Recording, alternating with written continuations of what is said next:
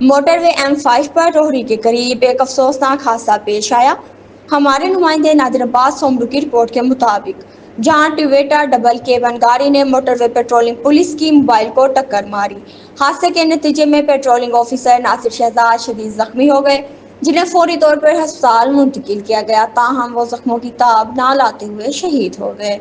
ترجمان موٹر وے پولیس کے مطابق شہید پیٹرولنگ آفیسر ناصر شہزاد کی نماز جنازہ بھاولپور میں سرکاری اعزاز کے ساتھ ادا کی گئی۔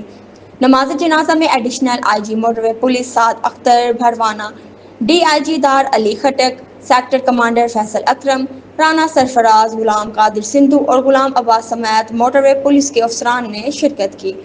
اس موقع پر RPO بھاولپور اور DPO بھاولپور سمیت سول سوسائٹی کی بڑی تعداد بھی موجود تھی۔ ترجمان موٹر وے پولیس نے کہا کہ شہید آفیسر ناصر شہزاد کی قومی خدمات ہمیشہ یاد رکھی جائیں گی۔